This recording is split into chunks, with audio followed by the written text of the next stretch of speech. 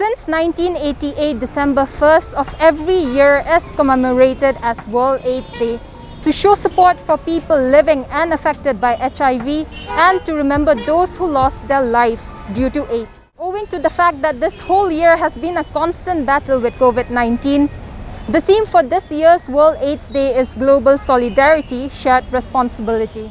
In UN General Secretary Antonio Guterres' words, the theme is to help us realize that the world needs to stand in solidarity and share responsibility to fight COVID-19 and put an end to AIDS. To learn more about HIV and AIDS in regards to our state, we spoke to Dr. R. Alia, Project Director, Meghalaya AIDS Control Society, who informed us that around 5,000 people living with HIV have registered themselves with the state. She also added that for people living with HIV, similar to COVID-19 patients, social stigma is still a battle. So we have seen that people living with HIV and those suffering from AIDS have been facing stigma and discrimination for a long time, since we knew about this illness. And that is the saddest part, because maybe the stigma and discrimination is because of the mode of transmission, which we all know that the sexual mode of transmission is one of the common modes of transmission of HIV/AIDS. And maybe that's the reason that people who suffer from AIDS, or maybe people who are living with HIV, they suffer the stigma and discrimination. But there are four main modes of transmission. One is through the sexual mode of transmission. The second one is sharing of infected needles, mostly by the intravenous drug users.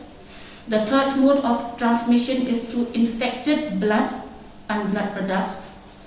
And the last mode of transmission is from a mother to her unborn child during pregnancy. The main source of infection in our state is mostly from the sexual mode of transmission, and also in case of the intravenous drug users. But another rising mode now is from the mother to the child, mother to her unborn child.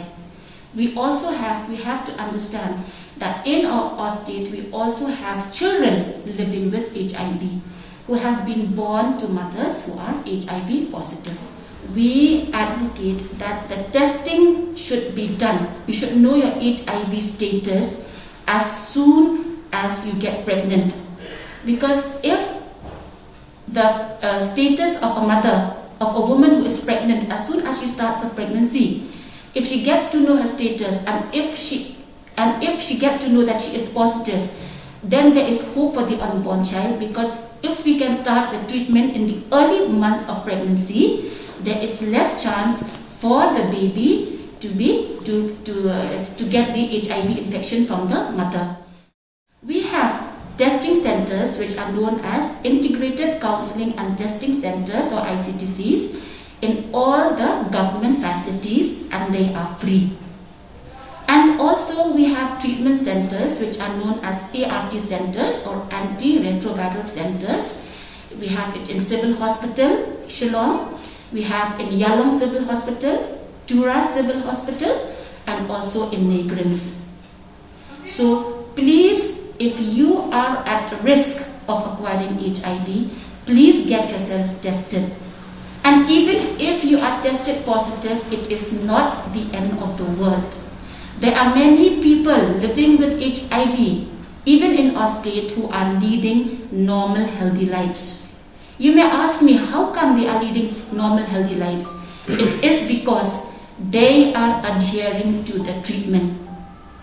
If you take your medicines regularly, if you take your treatment regularly, you will be able to live a normal life, a healthy life. As the theme Global Solidarity, Shared Responsibility suggests, by just being more aware and being more proactive, we can help put an end to the pandemic and to AIDS.